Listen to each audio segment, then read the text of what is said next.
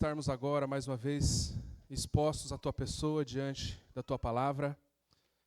Que Tu venhas dar a todos nós agora, Senhor, um entendimento claro das Tuas verdades. Que possamos, ó Deus, dar o verdadeiro valor, a verdadeira profundidade da importância que a Bíblia tem nas nossas vidas. E que Tu venhas, ó Deus, agora se manifestar em todos nós, através da Tua sabedoria. Rogamos agradecidos em nome de Jesus. Amém. É sempre um prazer estar aqui. Da última vez eu pude abordar o início desse tema com os irmãos. E hoje eu quero fechar essa coleção de textos que eu fiz, onde você vê ali algumas explicações que talvez fogem um pouco do comum. Às vezes nós temos uma impressão de leitura muito simples, muito rasa ou muito acomodada. Isso é comum, isso é normal. A gente lê como nos explicaram. Até que um dia a gente para ler direitinho o que está dizendo ali o texto e a gente se surpreende. Não digo que seja com maldade. Às vezes quem explicou a Bíblia para nós, explicou no conhecimento que tinha. Mas com o passar do tempo, nós acabamos pegando mais prática, mais costume na leitura. E aquilo começa agora a fazer para nós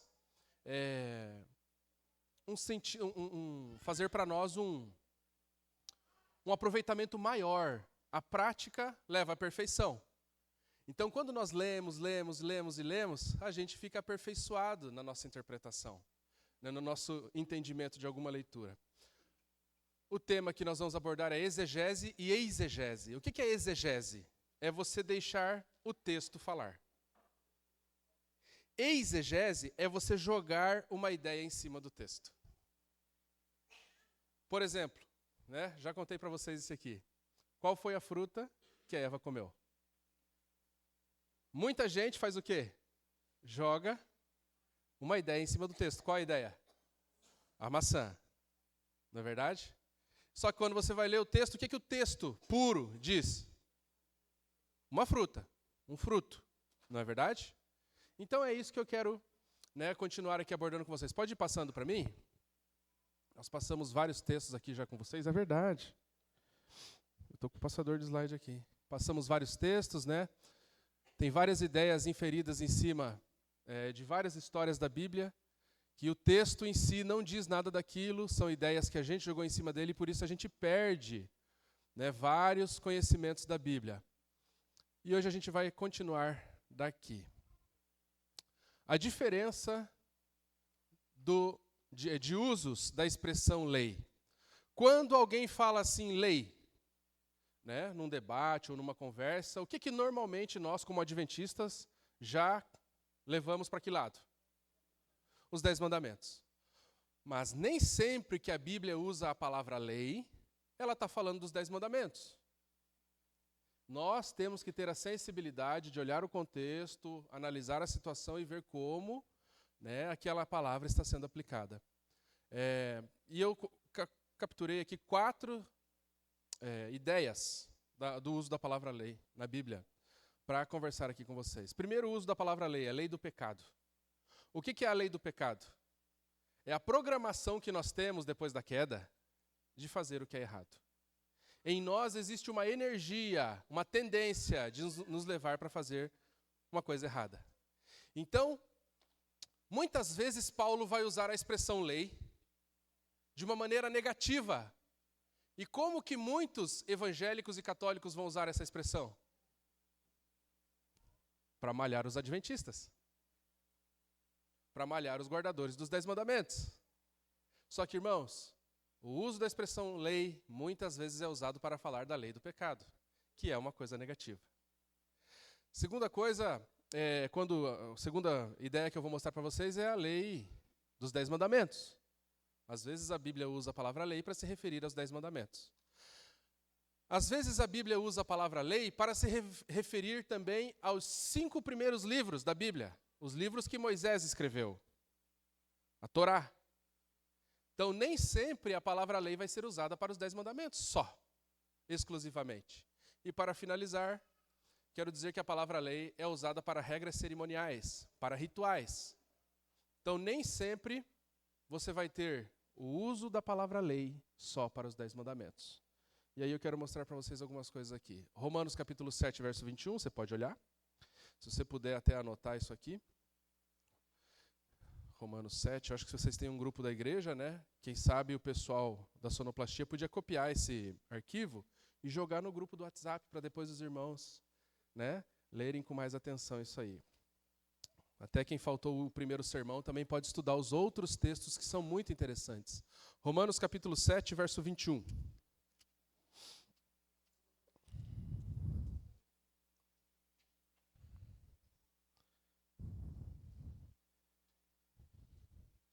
Então, ao querer fazer o bem, encontro a lei de que o mal reside em mim. Então, Paulo ele fala dessa lei. Existe, parece que, uma regra dentro dele, de que o mal mora dentro dele. Essa é uma regra. É uma programação que existe dentro de Paulo. Assim como existe a programação de que se eu soltar esse passador de slide, ele vai cair, como é que é o nome dessa lei? Pois é. Existe uma outra lei. Uma coisa que está sempre se repetindo. É uma regra da existência. O mal mora dentro de mim. Ele habita em mim. Eu quero fazer as coisas corretas, mas parece que tem uma força me puxando porque é errado. Né? Então, Paulo chama isso de lei do pecado. Capítulo 7, verso 23, ele falando sobre isso aqui, ele fala outra lei. Ele não está falando da lei dos 10 mandamentos, da lei dos livros primeiros da Bíblia, ele não está falando da lei cerimonial, ele está falando de uma outra lei. A lei do pecado que está nos meus membros. Capítulo 7, verso 23. Capítulo 7, verso 5. As paixões pecaminosas postas em realce pela lei operavam em nossos membros. Que lei? A lei do pecado. Ok? Capítulo 7, irmãos, ele vai falar muito sobre a lei do pecado. Nem sempre quando a Bíblia fala mal da lei, nós precisamos ficar assustados, viu? A Bíblia vai falar mal da lei. Que lei? A lei do pecado. Ok?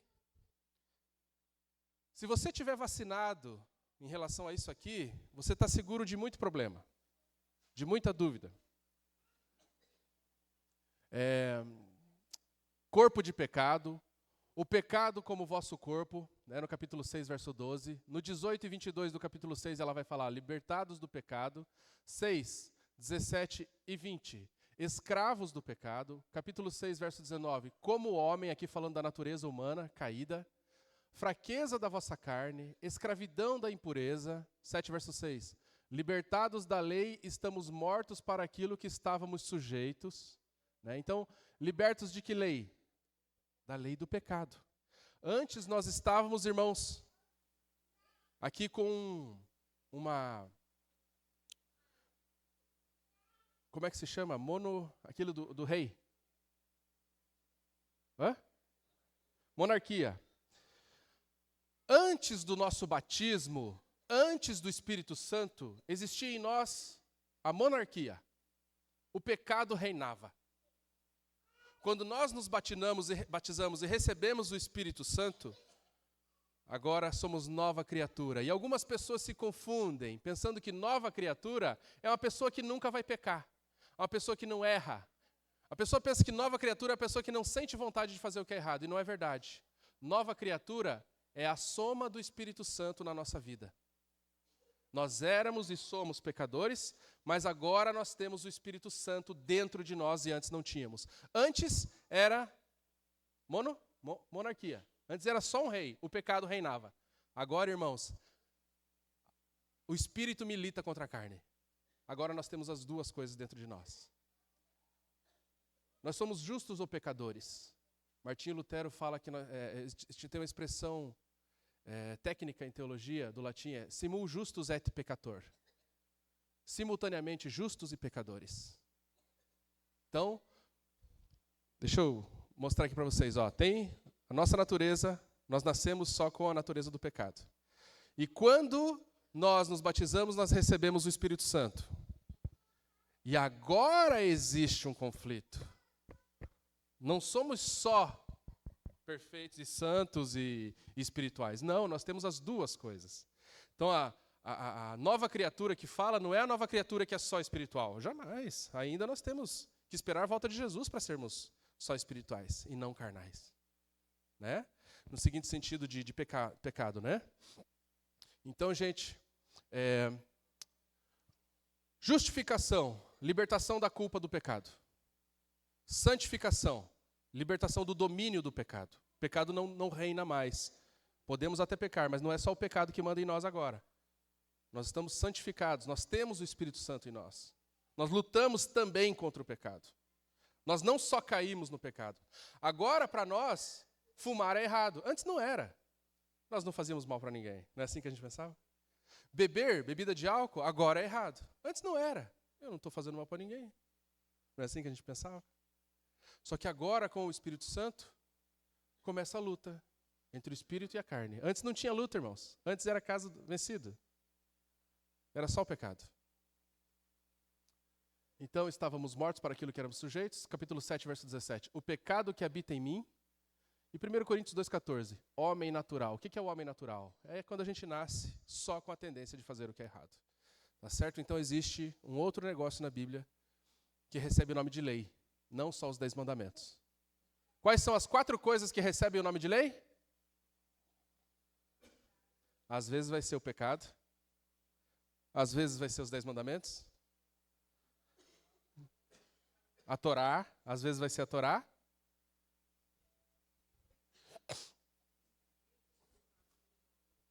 Os rituais, exatamente.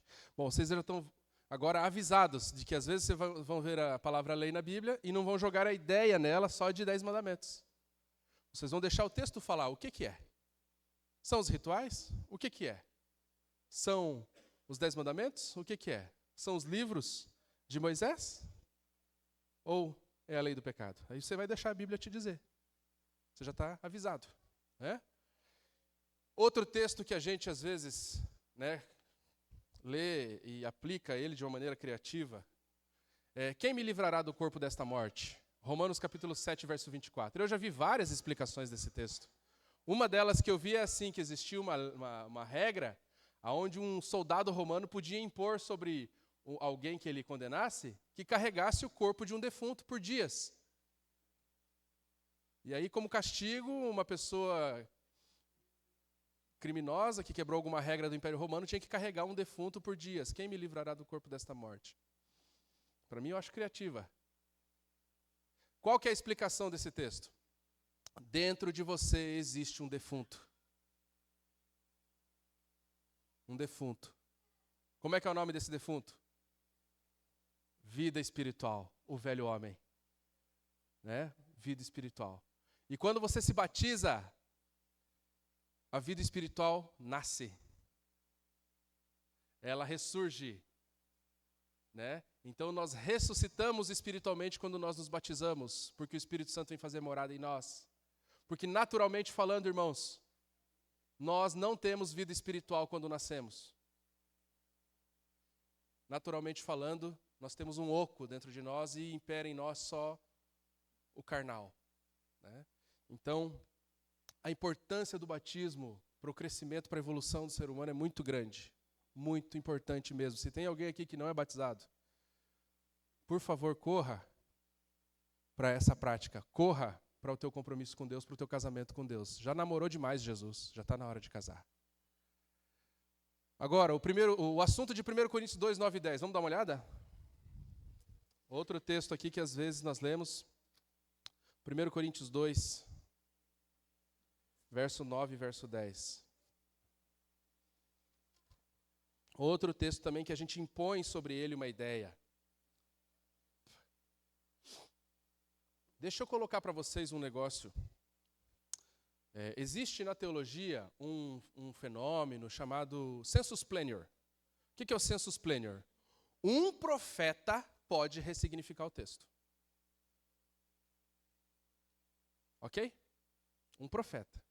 Isaías pode tirar um texto de Moisés do contexto e ressignificar o texto. Ele pode. Jesus pode. Ellen White pode. Ok? Ressignificar um texto. Sensus plenior. Isso em teologia É um movimento que acontece várias vezes. Agora, uma pessoa normal, assim, que não tem essa... eu e você temos só que ler e obedecer. E aceitar e tentar se encaixar ali. Ok? Esse texto, 1 Coríntios, capítulo 2, verso 9 e 10, foi um texto escrito por Paulo. E aqui Paulo, ele faz um uso dessas palavras e às vezes nós distorcemos o uso dessas palavras. Né? Vou ler para vocês. 1 Coríntios, capítulo 2, versos 9 e 10. Nem olhos viram, nem ouvidos ouviram, nem jamais penetrou ao coração humano o que Deus tem preparado para aqueles que o amam. Mas Deus nos revelou pelo Espírito, porque o Espírito a todas as coisas perscruta, até mesmo as profundezas de Deus. Esse texto fala sobre o que nem olhos viram, nem ouvidos ouviram, irmãos? O céu. Todo mundo usa esse texto falando disso. Mas esse texto não está falando do céu. Pode estudar, pode analisar, pode ver tudo aqui, e você vai ver que esse texto está falando da profundeza do conhecimento de Deus. De você conhecer cada vez mais a pessoa de Deus. E quem é que pode te mostrar, né? Quem é Deus de verdade? A sabedoria, a grandeza, né, e a vastidão da pessoa de Deus. O Espírito Santo. Então esse texto não está falando do céu. Está falando da grandeza da pessoa de Deus e do conhecimento dele.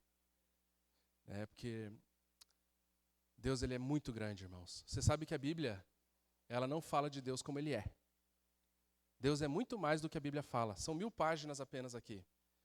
A Bíblia fala de Deus como ele se revelou. A irmã White fala que uma eternidade será pouco para conhecer Jesus. Só para conhecer Jesus você vai ter muito tempo aí para se aprofundar em como é Jesus. Deus é muito mais, irmãos, do que nós lemos. Aqui é só um início da explicação. E essa explicação vai perdurar por toda a eternidade. Eu e você vamos estar lá. Amém? Então, quando nós conferimos Romanos capítulo 11, verso 33, nós podemos cruzar esses textos porque eles estão falando do mesmo assunto. Romanos capítulo 11, verso 33. Romanos 11, verso 33. Ó profundidade da riqueza, tanto da sabedoria como do conhecimento de Deus, quão insondáveis são os seus juízos e quão inescrutáveis os seus caminhos. Como Deus é profundo no que Ele faz, no que Ele é. Como Deus é grandioso. Olhos nenhum viram, não subiu à mente humana o que Ele tem preparado para nós em nos revelar acerca de si mesmo. A maior glória, irmãos, que eu e você vamos ter, não é de ir para o céu. A maior de todas as honras, de todos os cosmos, vai ser estar na presença de Deus. Amém? Qual que é a situação que eu estou querendo tocar aqui com vocês? Assim como nós criticamos pessoas que pegam o texto bíblico e distorcem, nós criticamos elas. Isso é um pecado, é uma tristeza fazer isso. Às vezes nós temos o hábito de pegar textos e distorcer também. E fazemos isso às vezes inocentemente. Só que, irmãos, para muitos de nós, já estamos estudando a Bíblia há quanto tempo? Eu acho que muitos de nós aqui já podíamos, né, ser mais assim dedicados em deixar a Bíblia falar sem a ideia do Joelson. Porque eu estou falando aqui, eu vi que alguns estão tirando foto, outros estão anotando, né? Pedir para vocês levarem para casa esse material. Não acreditem em mim. Parta do pressuposto assim, eu vou conferir. Vou conferir. Leva para casa, vai analisar. Aí, você vai ver que tem muita coisa na Bíblia que às vezes a gente está só dando um Ctrl+C, Ctrl+V, nem está analisando para ver se é aquilo mesmo. Copia de alguém, imita a explicação, né? Por exemplo, Efésios capítulo 4, verso 5, fala que há um só batismo. Ok? Um só batismo. Então nós falamos assim, esse texto não está falando da quantidade de batismos, porque uma pessoa pode se batizar, se ela sair da igreja, com o passar do tempo, ela pode se rebatizar, não é verdade? Mas a Bíblia fala que há um só batismo. Os evangélicos vêm para o nosso lado e falam assim, vocês estão fazendo vocês têm uma heresia aí dentro da igreja de vocês, que é o tal do rebatismo. E a gente explica esse texto como? explicando assim, ó, não, esse texto não está falando de quantidade, esse texto está falando de qualidade, o modo como você pode batizar. Existe só um verdadeiro, não só um em quantidade. O batismo verdadeiro é o batismo por imersão. Não é assim que a gente explica o texto? O texto não está falando nada disso. O texto está falando assim, ó, há um só batismo no sentido de unidade. A igreja é igual em todo lugar. Paulo está falando assim, gente, eu e você não acreditamos no mesmo Deus? Não há um só Deus entre nós? Eu e você não temos a mesma religião? Não há um só Senhor entre nós? Não há um só batismo entre nós? Nós temos unidade em todos os sentidos, em tudo a gente é um, mas a gente vive brigando. A gente vive com desavenças. Então não é digno para a igreja um negócio desse. A gente viver em polêmica e divisões, em problemas de relacionamento e estabilidade. Paulo está falando isso, irmãos. Há um só batismo no sentido de unidade. E isso é tão difícil de perceber que o título do texto fala isso. Desculpa vamos dar uma olhadinha aqui? Desculpa assim ser cínico, né? Mas só para marcar bem. Olha ali, dá uma olhadinha ali. Efésios capítulo 4. Efésios capítulo 4. O texto tem como título a unidade. Né? Então, Paulo ele fala assim nesse texto, né?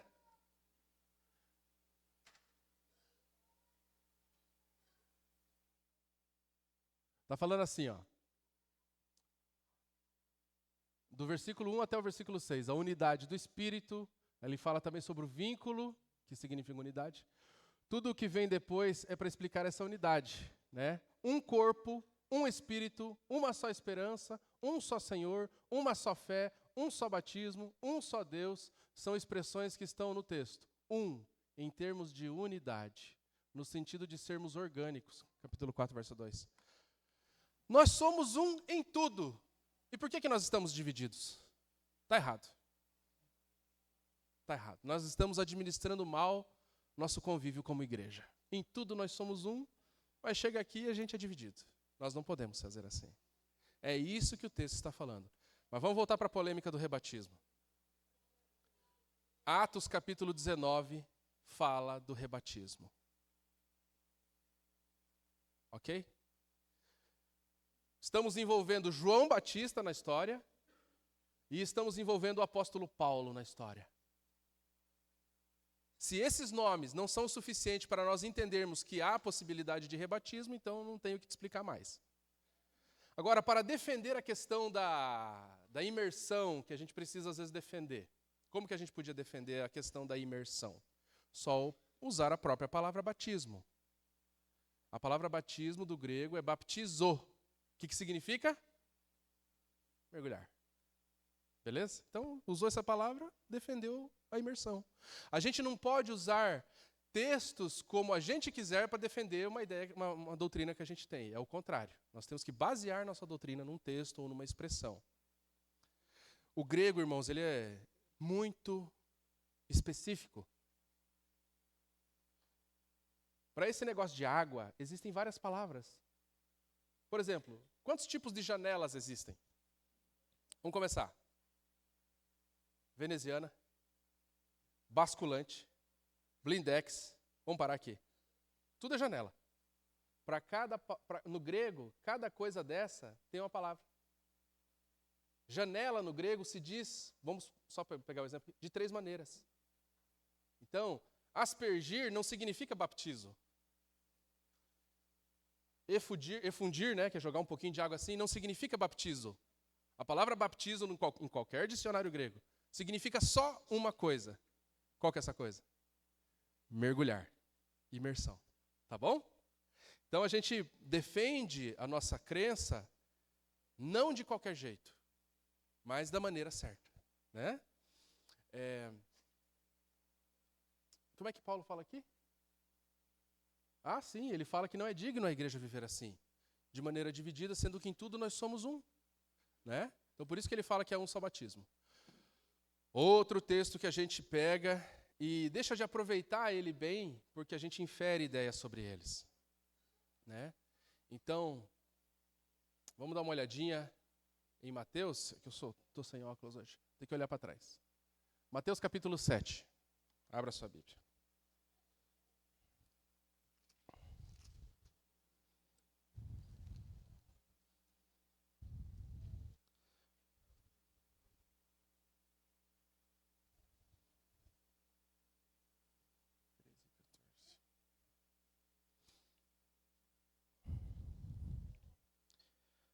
Porta larga e caminho largo, né?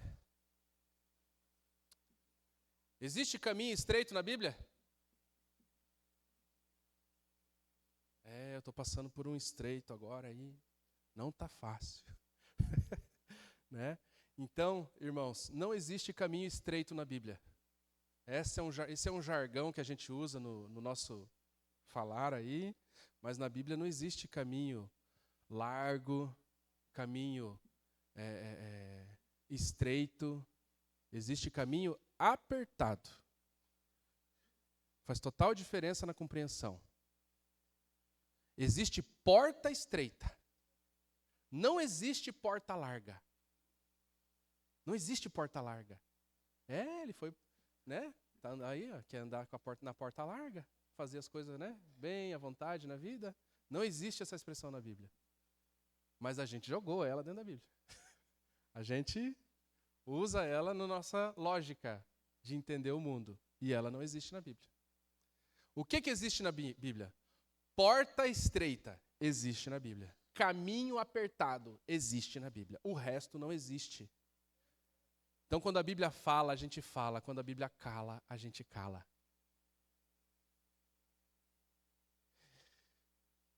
Então, o que é a porta estreita? É o portão do aprisco. Jesus fala em João capítulo 10, né? Eu sou o portão. É um portão pequenininho. E o tamanho do rebanho? Enorme. Então, o afluxo das ovelhas ao entrar para o aprisco gera uma compressão. É um caminho apertado para uma porta que é estreita. E quem é a porta? Quem é o portão do aprisco? Você só vai entrar no céu de uma única maneira. Você não vai entrar no céu porque você guarda o sábado. Não estou falando que não é para guardar o sábado. Você não vai entrar no céu porque você é fiel à sua esposa, ao seu marido, e não trai a aliança do casamento. Não estou falando para vocês serem adúlteros. Eu só estou falando que você não vai entrar no céu por obras.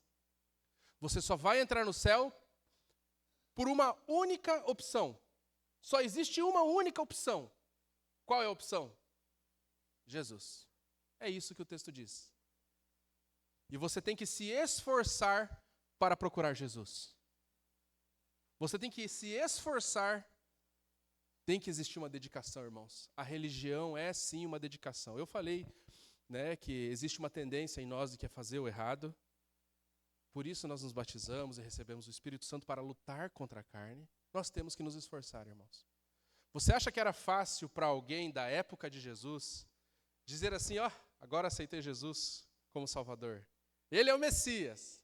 Você acha que era fácil para alguém fazer isso, irmãos? E essa pessoa ia sofrer muito preconceito da família, exclusão. Na sua própria sinagoga onde ela frequentava, ela seria excluída. Futuramente, depois, né, perseguições por dizer que era de Jesus, inclusive pagando com a sua própria vida. Prisão, enfim. E hoje também, você tem que fazer um esforço para aceitar Jesus. É uma dedicação, é um capricho, é um esmero, é uma dedicação. Então, é um caminho apertado, mas que conduz para a vida. Irmãos, ninguém vai entrar no aprisco pulando o muro. Não vai dar de cabeça. Se você quiser entrar no céu sendo bonzinho, você vai bater tua cabeça no muro. Se você quiser entrar no céu, né, sei lá por qual outro motivo, não tendo Jesus como Salvador, você infelizmente não vai ter sucesso. Qual que é a situação aqui? Olha a minha Bíblia, vou mostrar essa página aqui para vocês. Está vendo os riscos de caneta aqui? Eu escrevi algumas coisas na borda da Bíblia também. O que está vendo aqui de caneta azul e vermelha é Bíblia? Não. É o quê? Uma anotação que eu fiz como estudante. Para mim, a Bíblia ela é uma apostila, gente. Tem que estudar, tem que marcar, tem que tentar entender ela que nem uma apostila. É um livro de estudo. E sempre foi assim para muitas pessoas, inclusive para quem copiava o texto bíblico. Quando essas anotações muito antigas eram encontradas, na hora de você pegar e imprimir a Bíblia que nem chegou na tua mão, se colocava ou um colchetes ou um parênteses para dizer, isso aqui é uma anotação de alguém que copiou a Bíblia e achou interessante, fez um comentário do ladinho ali, de caneta, vamos dizer assim, que nem eu mostrei para vocês aqui minha Bíblia. E qual que é o comentário que tem aqui? Vamos ler? Então é Mateus 7, né? Entrai pela porta estreita. Gente, esqueça do parênteses. Vamos ler sem o parênteses. Entrai pela porta estreita. Porque estreita é a porta e apertado o caminho que conduz para a vida, e são poucos os que acertam com ela. É isso que é Bíblia. Isso foi o profeta Mateus que escreveu. O restante é uma anotação, quem sabe, do século VII, né? Do ano 700, do ano 1500, uma anotação de alguém que copiou a Bíblia. A gente não sabe de quando que é essa anotação. Existe um aparato crítico, né, que vai dizer, olha, o manuscrito mais antigo que foi encontrado com essa expressão é o manuscrito tal, mas antes dele já existia muitos outros que não tinham essa inscrição, é só uma anotação de alguém que estava copiando a Bíblia. Por isso que, respeitosamente, o texto está marcado com parênteses ou colchetes.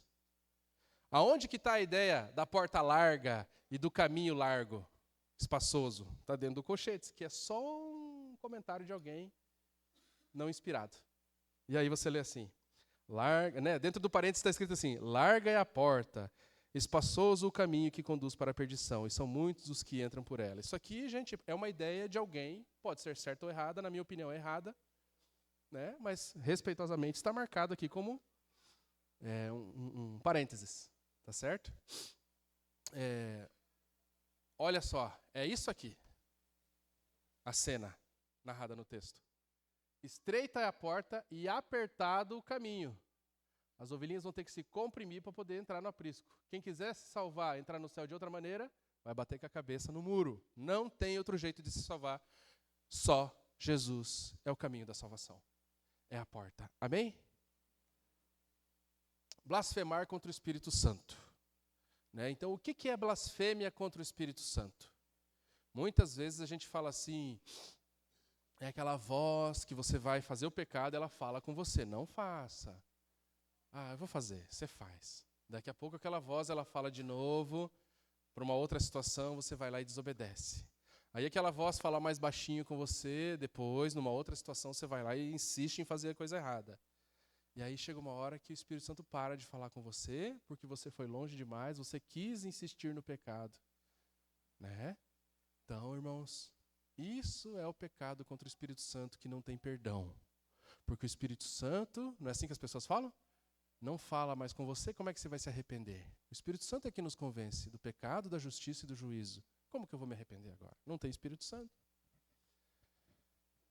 Esse fenômeno, esse movimento existe. Ele é válido. A Bíblia usa várias expressões para ele. Entristecer o Espírito Santo, apagar o Espírito Santo. São expressões que a Bíblia usa para esse fenômeno. Onde o Espírito Santo vai falando e você não obedece. Isso é horrível. Isso é horrível. Isso existe. Você pode apagar o Espírito Santo, verdade? E você pode entristecer o Espírito Santo, isso é verdade. O que não existe? Você falar que isso é o pecado contra o Espírito Santo. Na Bíblia, o pecado contra o Espírito Santo não é isso. É outra coisa. O que é o pecado contra o Espírito Santo? É só você ler a Bíblia, onde fala isso. Não jogue ideias no texto, deixa o texto falar. Marcos, capítulo 3, 28 a 30. Marcos, capítulo 3.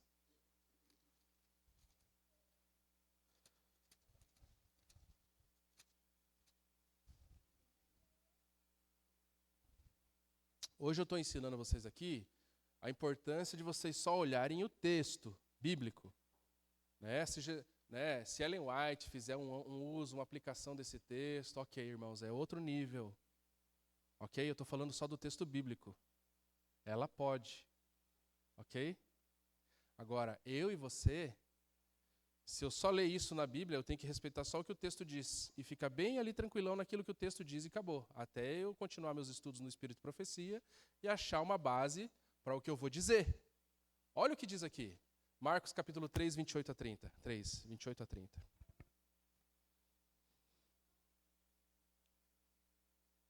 Então, em verdade vos digo que tudo será perdoado aos filhos dos homens, os pecados e as blasfêmias que proferirem. Mas aquele que blasfemar contra o Espírito Santo não tem perdão para sempre, visto que é réu de pecado eterno. Isto porque dizia, está possesso de espírito imundo. Isso que é o pecado contra o Espírito Santo. Você atribuir ao diabo uma obra que é do Espírito Santo. Isso é pecado e blasfêmia contra o Espírito Santo. Foi o Espírito Santo que fez aquilo ali e você fala, ó, coisa do diabo. Isso é blasfêmia contra o Espírito Santo. Isso é pecado contra o Espírito Santo. Em nenhum momento o texto diz que pecado contra o Espírito Santo é você não ouvir a voz de Deus e desobedecer o Espírito Santo. Em nenhum momento da Bíblia vai usar essa expressão pecado contra o Espírito Santo e blasfêmia contra o Espírito Santo para isso. Tá bom? Então, eu e você precisamos do Espírito Santo. Precisamos obedecer o Espírito Santo. Ele nos convence do pecado, da justiça e do juízo. Não devemos enciumar o Espírito Santo, que a Bíblia usa essa expressão do ciúme. Não devemos apagar o Espírito Santo. Não devemos entristecer o Espírito Santo. Isso é verdade. Agora, o texto bíblico não fala que isso é pecado contra o Espírito Santo. Jesus expulsou um demônio, chegaram ali e comentaram assim, ó, ele faz isso aí porque ele é o maior de todos os demônios. Ele está sendo usado por Beelzebu. Isso aí é uma obra do diabo. Aí Jesus falou, gente, não façam essa blasfêmia. Isso aí vocês estão fazendo um pecado contra o Espírito Santo. Isso não tem perdão. Atribuir a uma obra do Espírito Santo a autoria do diabo. Não façam isso. Então tomem cuidado quando vocês forem julgar alguma situação. Tomem cuidado. Então, sempre que você for julgar uma situação, querer julgar, de milagre, uma situação de alguma operação, alguma coisa, fala, isso aí é coisa do diabo. Só tome esse cuidado. E isso é o pecado e a blasfêmia contra o Espírito Santo se você falar de maneira errada. Às vezes você vai falar certo, isso é do diabo. E é mesmo. Parece que é de Deus, mas é do diabo. Fica esperto. Biblicamente falando, isso aí é do diabo.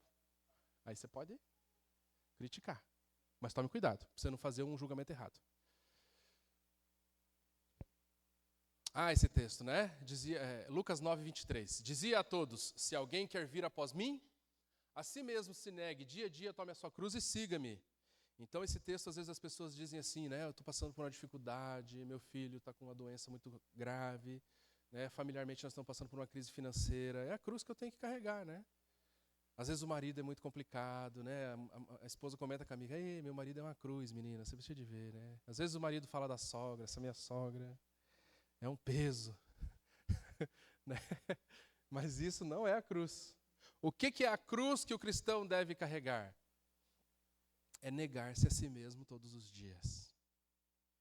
O próprio texto fala isso, Tomar a sua cruz não significa aceitar nossas provas e lutas, mas sim negar a si mesmo diariamente, crucificando o eu.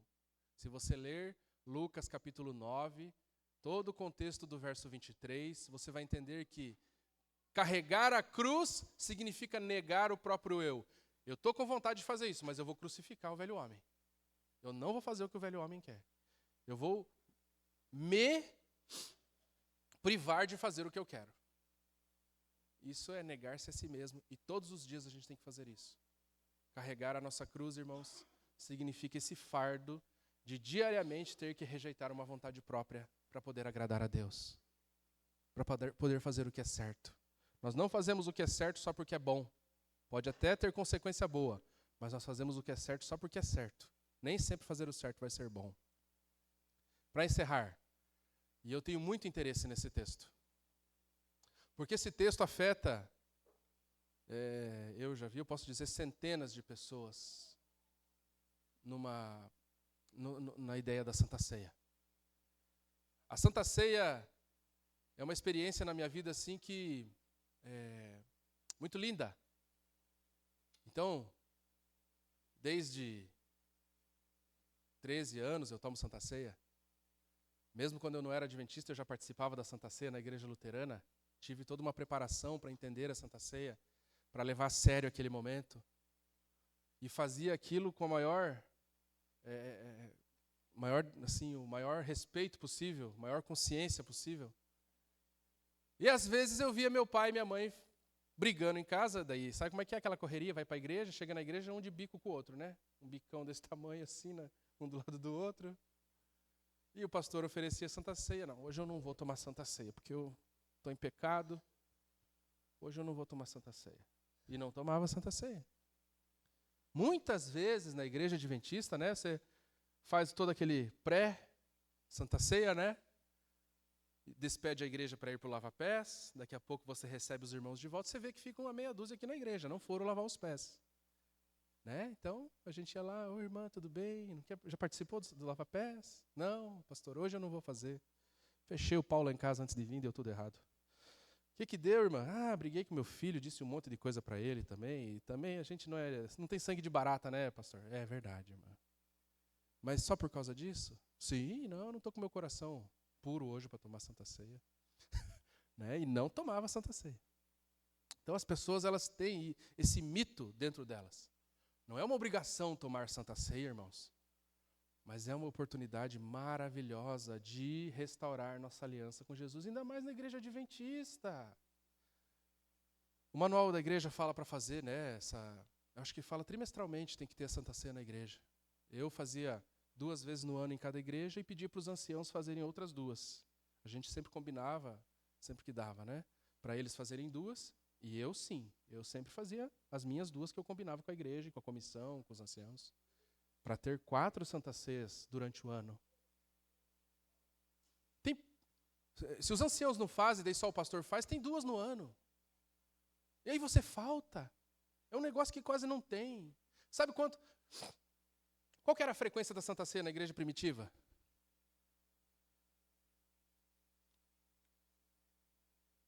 Quase que diário. Lá na igreja luterana era toda semana.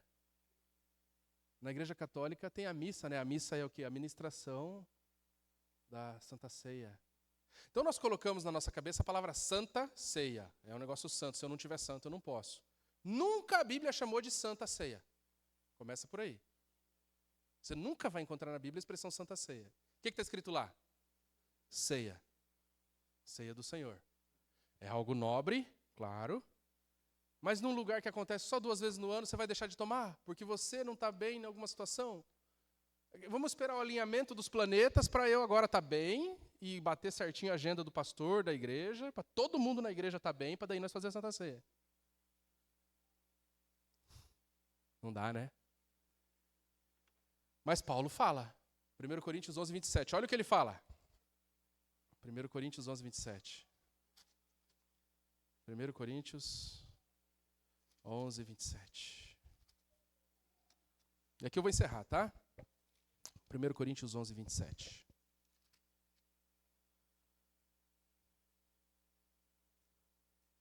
Que ele fala que nós não podemos tomar indignamente a Santa Ceia.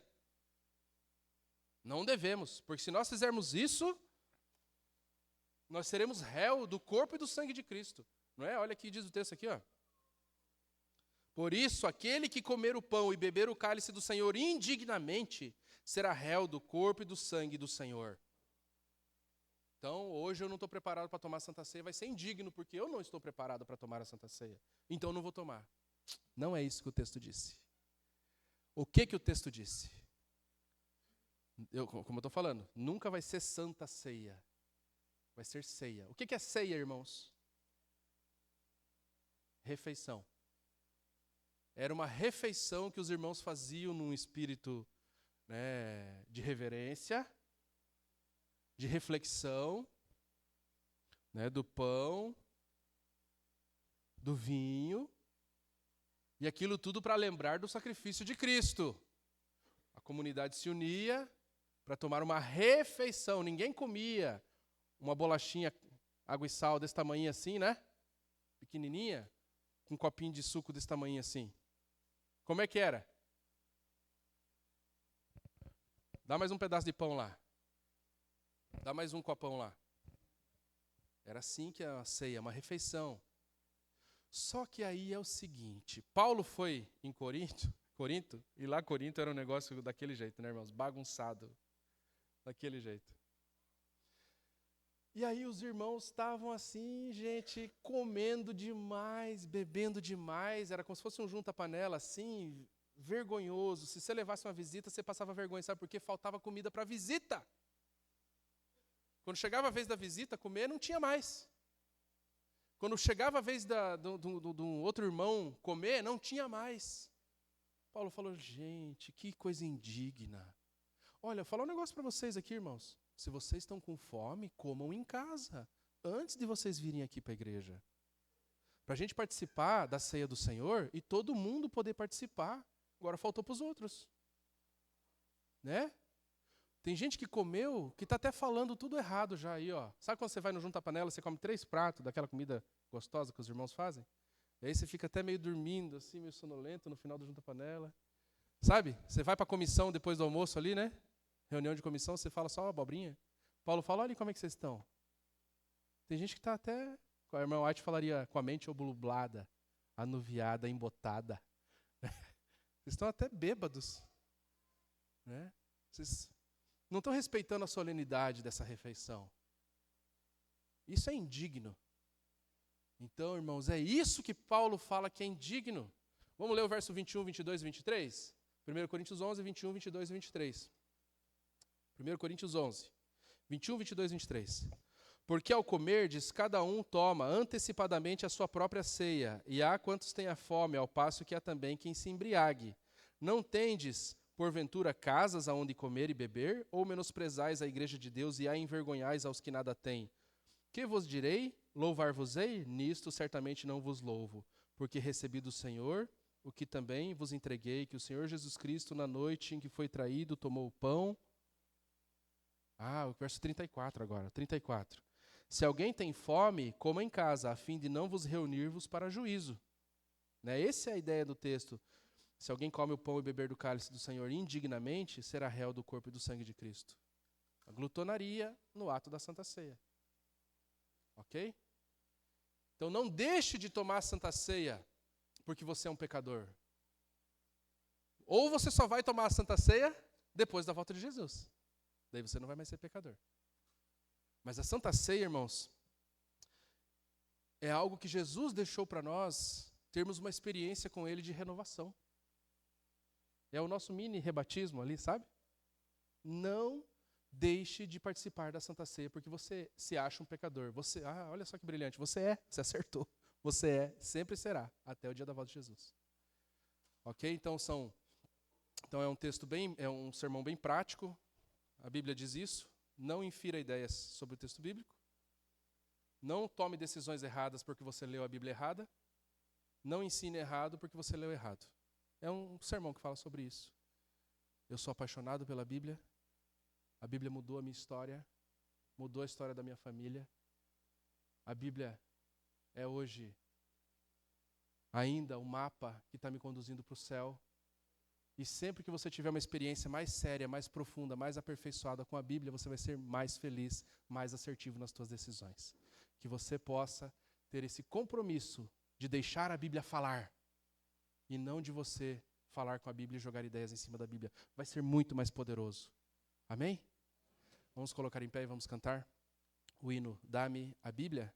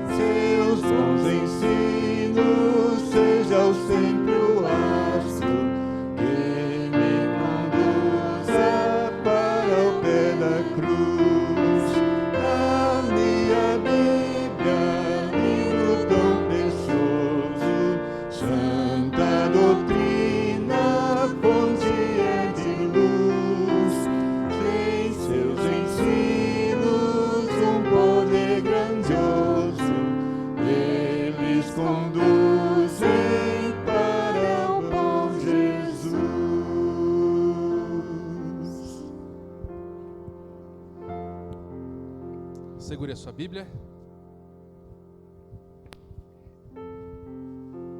Coloque sua mão direita sobre ela. Feche seus olhos. Vamos conversar com Deus. Senhor, é tão maravilhoso entender mais e mais acerca das Tuas verdades. É tão espetacular, Senhor, poder segurar em nossas mãos hoje tudo aquilo que o Senhor sonhou um dia de conhecimento que chegasse a todos nós. E muitas vezes, ó Deus, por falta de capricho, por falta de dedicação, nós distorcemos as Tuas sábias palavras. Tem misericórdia de nós, Senhor. Que aqui nenhum de nós tenha como dependência um pastor, um teólogo, um livro auxiliar, mas que ao estudarmos a Tua palavra, ó Deus, tenhamos extrema dependência do Teu Espírito Santo. Por mais simples que nós possamos ser no nosso entendimento, o Teu Santo Espírito pode suprir qualquer debilidade intelectual que nós temos. Se nós, ó Deus, formos honestos em Te obedecer, em Te servir, em convivermos Contigo, temos a certeza, ó Deus, que não falhará a Tua sabedoria em nós. Por favor, Senhor, conceda a todos nós a experiência de uma renovação, porque a partir de hoje, ó Deus, nós podemos estudar a Tua palavra com um olhar mais sério, podemos estudar a Tua palavra com mais honestidade, deixando ela falar por si só. Que possamos nos desprender, ó Deus, de ideias antigas, de ideias erradas, de ideias distorcidas, mas que a Tua voz seja ouvida em cada coração toda vez que esse livro for aberto. Oramos agradecidos, em nome de Jesus. Amém.